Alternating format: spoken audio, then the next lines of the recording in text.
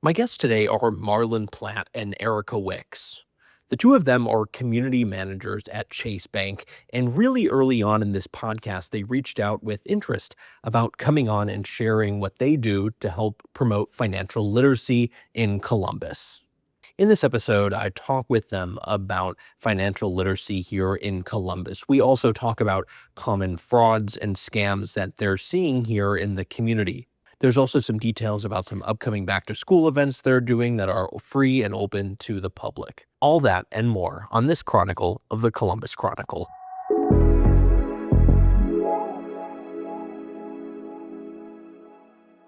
Well, I appreciate you both so much for stopping by. And I have to say this, I know I mentioned it earlier. I appreciate you guys and our mutual friend Angela for reaching out only when we were like really small, like 40, 50 listeners. And you guys reached out, wanted to share your thoughts on community, the work you guys do. So just first off, thank you for that. I would love to hear your stories with Columbus, how you guys got here. What's your story with Columbus? Would love to hear it. Let you go first. Oh, okay. He's gonna put it on me to go first. So, Connor, thanks for even having us here. Again, I'm Erica. How I got to Columbus is basically the Ohio State University. Coming to school here got me here. Did all of my educational endeavors. Started my career here. I have been here for a very long time. And I'm from Cleveland, so it's not too far. A quick 2-hour drive. Was just up there this past weekend. So it's a good back and forth of being able to go home at times and then also, work, live, play, all the things here as well. So that's how I got to Columbus. My story is very much similar, and again, thank you for having us. This space is amazing. I much like Erica. I'm Marlon. I am also from Cleveland. I did not go to the Ohio State University. My mom actually picked my major and my college, which I tell people all the time was probably the best decision looking back on it. But I came down here. I went to Capital University, and I fell in love with just the city and the people. And I graduated, and I never went home. And I think now at this point, I'm coming up on being in Columbus for more than half of my entire life. So eventually I'm gonna have to start saying I'm from Columbus, but I'm gonna say like originating in Cleveland, or I'll come up with a creative way to say that. I love it. Funny enough, I just had a guest on the other day who was telling me, because I'm also originally from Cleveland, the Cleveland area, I should say, not Cleveland, Cleveland, but a little south west of there. But they were saying that most of the people that you see moving to Columbus historically have been from other Ohio metros like Cleveland, Cincinnati, which is just super interesting. What made you both decide to stay here and make it your home? I will say for me, just like the connectivity, my college experience was great, not only just from an academic standpoint, but from a relational standpoint, just the relationships I built, the experience I was able to gain, both, professionally and socially, and just the organizations and just finding mentors. And then I tell my mom this all the time, just the overall logistics, the layout of the city. Freeways are great. And Cleveland, our freeways aren't the best, but I told my mom, I was like, it's great being able to get everywhere probably within like 20 minutes.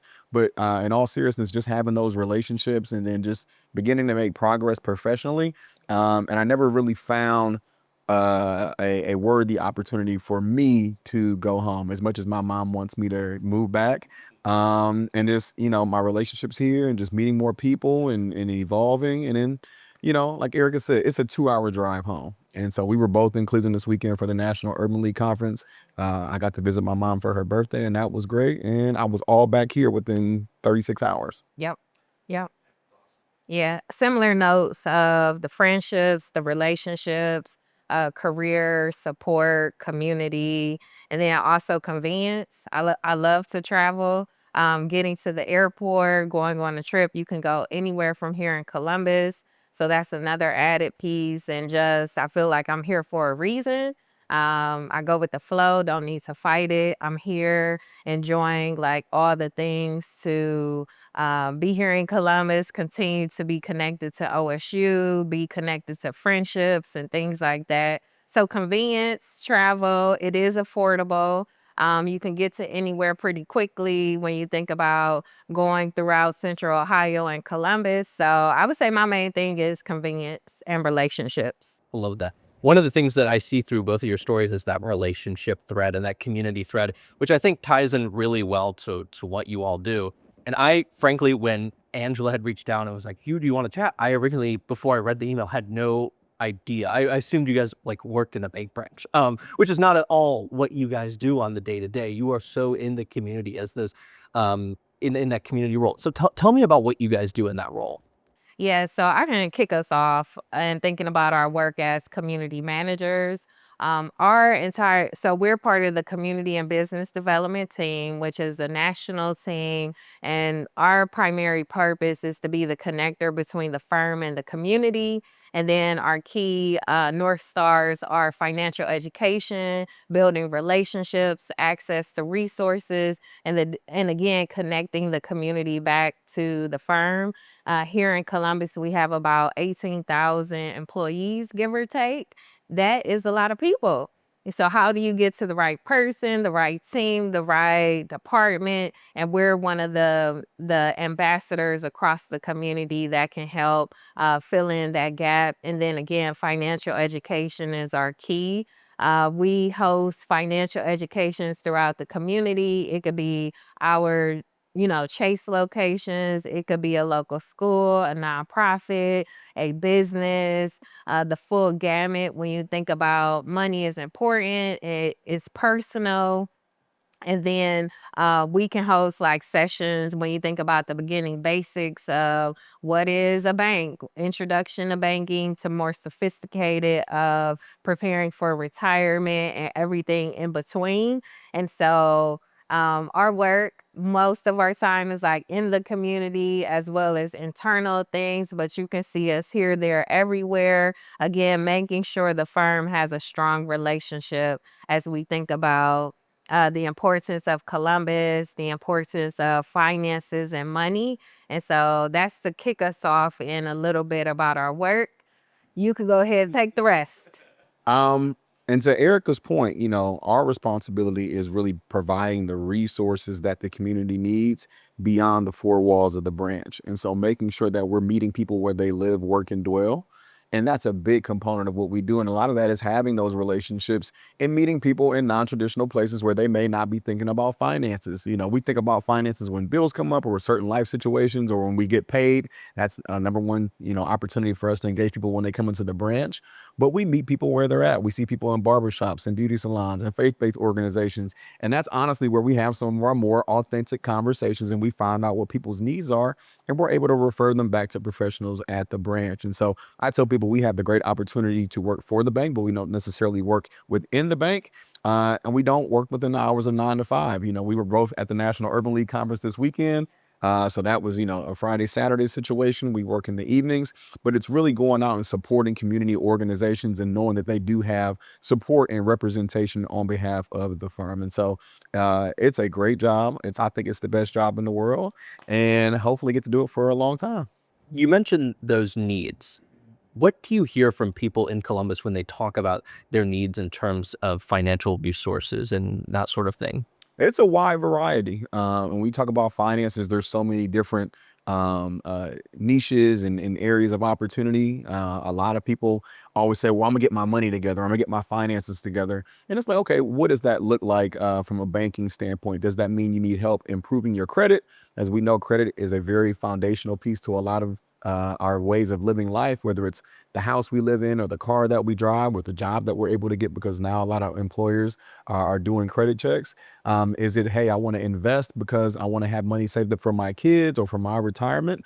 Or is it a simple situation to say, hey, I'm just looking to get in a better financial state so I can save money and not be living paycheck to paycheck? And so we get a variety of different answers. And for us, it's to being able to communicate, okay, I hear you, I see you. Let me show you some resources that can help you. And ultimately, we probably have somebody on our end that can help you in a little bit more detail. To add on to that, spot on. And then also when we hear the community needs, we can take it internally to share what are we hearing and how potentially can we help solve, address that issue, address that item. So, for example, recently, and I know Marlon, you've been doing this more, we've had a lot of emphasis on protecting our communities from fraud and scams. And so connecting with other partners that have that initiative. So people, you earn your money, you work hard for it, you want to protect it. And so we can respond based on that information. Another example is when we think about people that may have had a challenged background and maybe need to do an expungement clinic or get something off of their record to perhaps help them get to, better employment, better quality of life, all of those things. And so in hearing that, again, we can partner with our internal teams to help see how we can help solve that. And then throughout each of like protecting yourself from fraud and scams and expungement clinics, we also add in the financial education piece. Because if we have you here, why not try to help provide like all the different resources we have? And oftentimes I share with people, we're providing information for you to do with it as you see fits. We have plenty of other people, our bankers, all of our other people that can get into like products and services. For us, we primarily focus on this is a free resource to you to help you on your journey. And people, I think they really gravitate to that and they feel oftentimes like a sense of relief of like, oh, okay. All right. And they're more inclined to open up and have a conversation. In our sessions, that's what we want to do. Have a conversation, provide you tools and resources, and, wish you well as you continue on your journey. Love that. I want to put a pin in the fraud and scams thing because I really want to talk about what you guys see. But you talk a lot about resources. What are some of those? I imagine there's a lot, so you don't have to like list them all off. But on a high level, what are some of those resources that you guys offer to people? Where do we want to start? Yeah, we got our. How much time do we have? I think we got a fair amount. I'll just name two of our main ones. A lot of people are looking at how to fix their credit, so we have an app called Credit Journey, a feature that's available to everybody, whether you're a Chase customer or not. It's completely free. It allows people to see an estimate of their credit score. It allows them to get tips and suggestions on what they can do to build their credit. And so for a lot of times, it's not only people acknowledging that they need help somewhere, but what are the steps they can do to get the help they need and improve their current financial state and situation.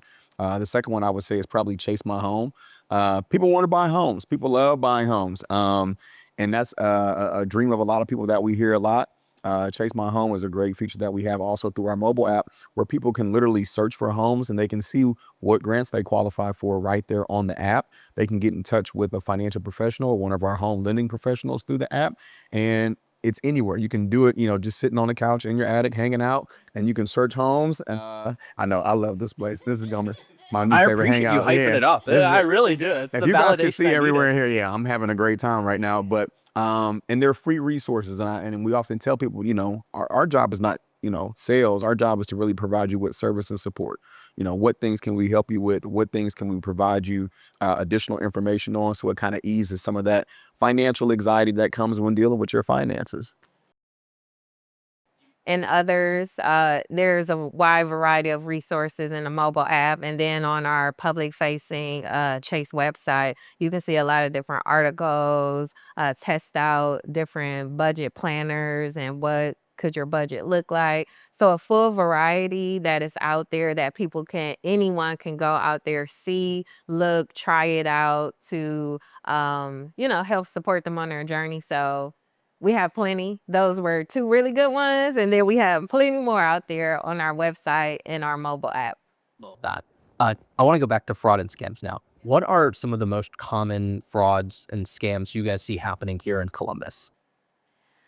Well, first of all, unfortunately, frauds and scams are on the rise. And sometimes it can be the thought of maybe our elders, more senior community members are most impacted, but any and everyone can be impacted by frauds and scams.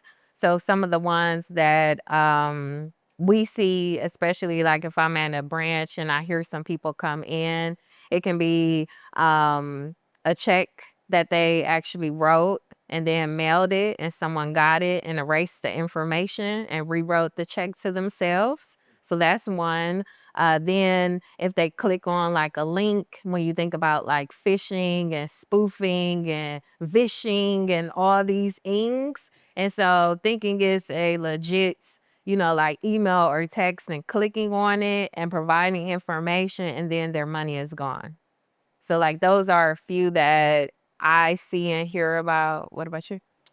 Impersonations, people pretending to be people who individuals are like, and a lot of times elders have a relationship with. So pretending to be a family member or a loved one, or a banking professional, or financial consultant, and they're essentially trying to draw out personal information from these people to access their accounts. And so a lady literally came to the bank the other day during a financial health workshop, and she was frustrated. And one of our bankers was able to sit down with her.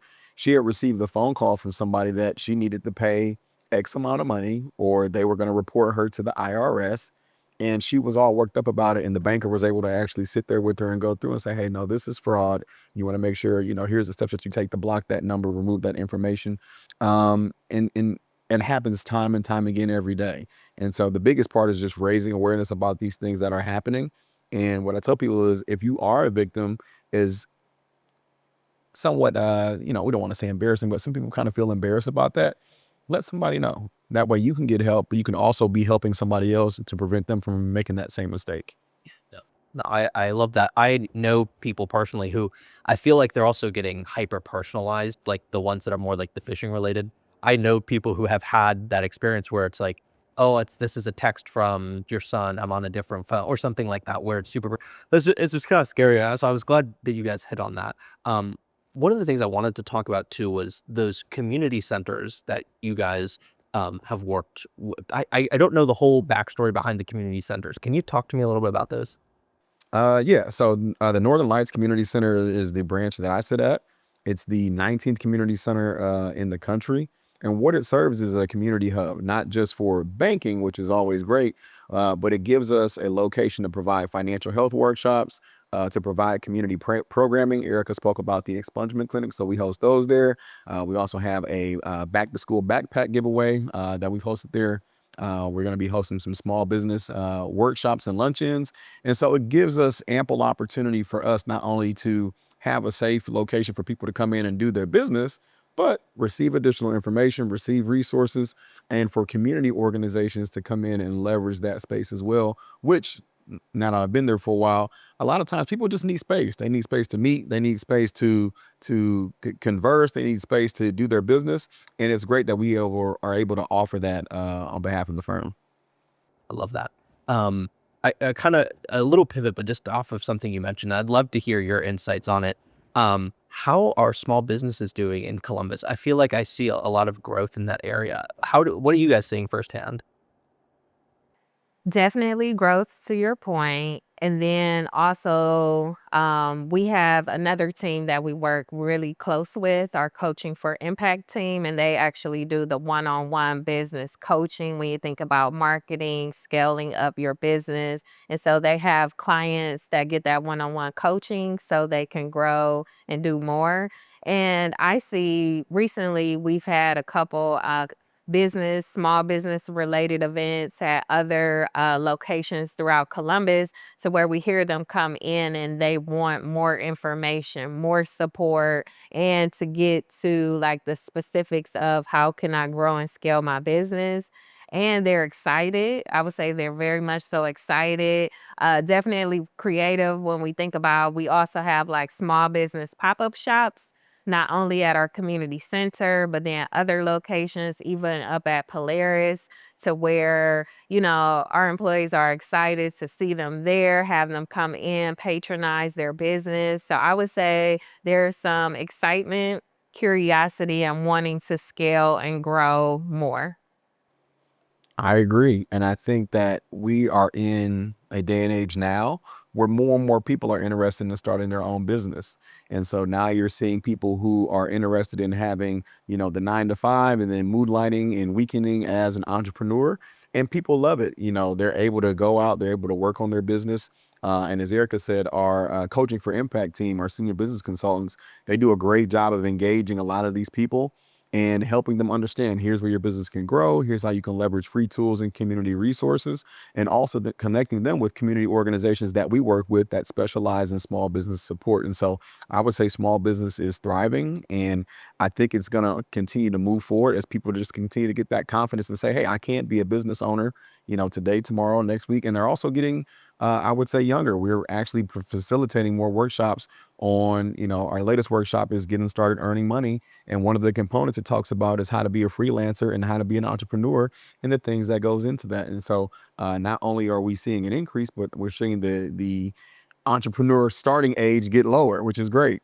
One of the things I also wanted to talk about was financial literacy. I assume based on your roles that you are also big proponents of financial literacy at an early age. What is the state of sort of financial literacy in Columbus? That's a tough question, first of all. So you're keeping us on our toes.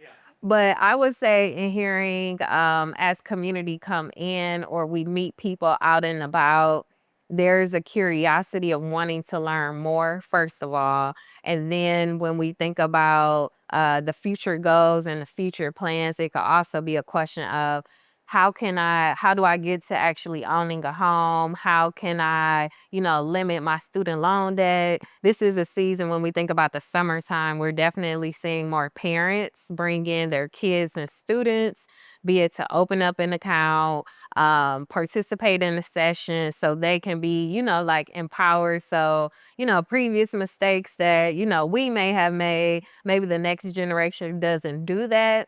And for thinking about the youth when they come in, they are spot on with a lot of questions because when we see them having like different ways, peer-to-peer payments to be able to send and make transactions. And so when we were just talking about the fraud and scam piece, it's like, hey, slow down and make sure because young people, they do all the different things of making transactions. And so we just want to overall empower them. So to not go on a tangent too far, when people come in, it's a level of curiosity. Sometimes it could be a pause or a little bit of apprehension, but then when they get to, talk to us a little bit more, they can really ask the question that they're looking to solve, even if it's my budget is tight. What can I do to, find some better funds available? And so we invite them to our sessions to where we have the tools and resources to go over like, how do you create a budget? What does it look like? How often should you check in? So I hope that gives a little to answer your question a little bit. Yeah, Okay. Okay. didn't mean to curveball there, but Okay. no, that totally, you guys were right on track with that.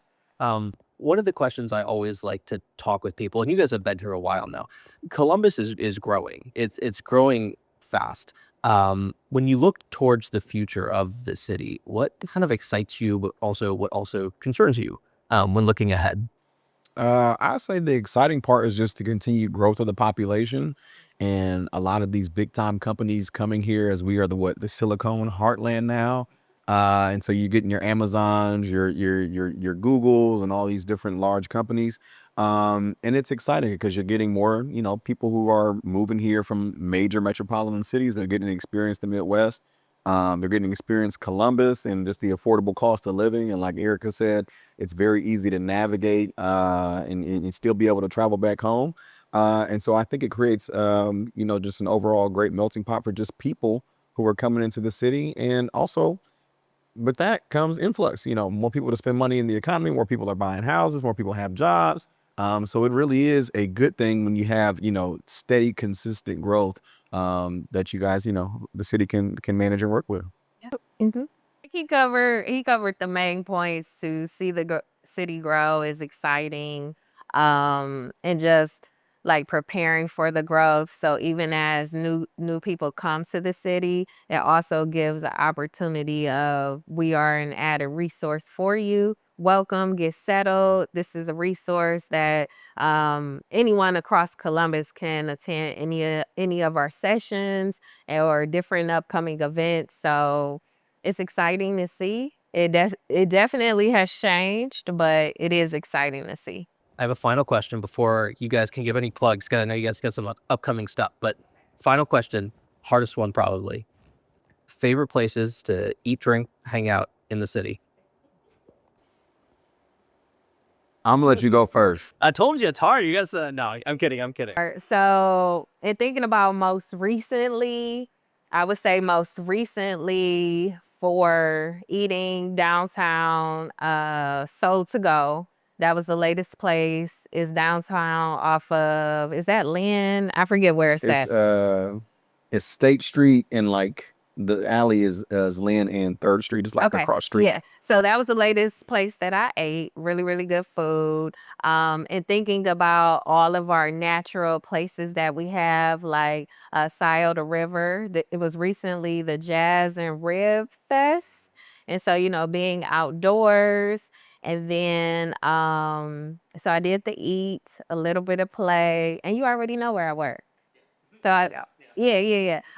And then kind of just go with the flow. I do enjoy happy hour, sample different food and drink at a discounted price. You can't go wrong, and it keeps my budget, tight and good. Yeah. So I guess those are the main couple of things I could think of for right now. Let me think. I had two answers, then I thought of another answer. I'm gonna say Flavor 91 in Whitehall is great. Moses and family over there are amazing. The food is very, very good. I will also say Marlowe's cheesesteaks. They seem to be opening up a new location every 5 minutes, so I'm sure the business is doing well. And I'm a person who doesn't eat beef or pork, but they have a salmon cheesesteak, which is amazing. Okay, Yes. so now I can go. I didn't Yeah. know that. I'm a pescatarian. Yeah, it's a So, pescatarian. okay. Yep. So they have that. And Just a salmon. it's a salmon cheesesteak. It's I did not know that. and there's actually a jerk salmon option if you really want to get razzle dazzle. Oh, damn. Okay. I would say start at the foundational salmon level and then like graduate to the jerk one. But yeah, it's amazing. And then I think for me, I've got two little girls, 5 and 2. So playground exploration is my new mastery, is finding new playgrounds. I cannot remember the name of the park, but there's a playground over in Grandview on First and like Northwest, and it's perfect. It's an area with pickleball and basketball and baseball, and so I would say that's my new dwelling as a parent. Happy hour used to be a great time, but now after daycare pickup, we're pretty much just straight to the playground. Love it. Love it. And you both hit on the parks. I'd love, not to side rail, but I love Columbus's parks. I can't hype them up enough. Anything else that you guys want to add? Things upcoming, just general thoughts. The floor is yours. Good plugs. It is back to school season. Erica had an amazing back to school event this past Friday at our East Broad Street location. We've got 2 in branch, at least on my end, back to school backpack giveaways. One is this Friday at our East Long Street location, 1245 East Long Street, from 3 to 5. We're going to give away probably 100 or so, probably more backpacks. And then on August the 14th at our Northern Lights Community Center, we're going to have our back to school backpack giveaway. Last year we did about 300 backpacks. So yeah, get there early. It's 3 to 5. It's a good time. We're going to have music. We're going to have haircuts. We're going to have food. So it's a great thing. Keep me on my toes. I'm gonna have to edit this before Thursday now. Consider it done. And go for it. I Yeah. was just gonna add the other, in addition to the 3 that Marlon mentioned, is August 7th. Lockbourne Road, 1650 Lockbourne Road is another backpack giveaway. And with the book bags, they come with some supplies as well to help families and students get ready for the school year. I know students can be expensive. I know my kids, they are expensive. And so we're excited to do it again. And just like I would say, be on the lookout for additional events that we do across the community, be it a small business pop-up shop, the expungement clinics, back to school events. We also volunteer and participate in various like outdoor festivals. So one upcoming is the Columbus African Festival. We'll have a table there providing information around our upcoming sessions and things like that. We participate in a lot of different festivals, making sure that we volunteer, bring our employees out. What else? pop in to the community center or any of our other community branches. Each day is quite different, so you may or may not see us there. You may see us out in the community. Yeah, I would say that's it. Love it. I will get a link from you guys with those upcoming events or something, like a calendar, and we'll link it in the description. So it's in the description. Thank you both for coming on, and thank you both for, more than anything, experimenting with like the 2-person. And it was the first of its kind. So I appreciate you all. You did great. You did great. Thank you both so much for coming. Thank you for having us. Thank you for having us.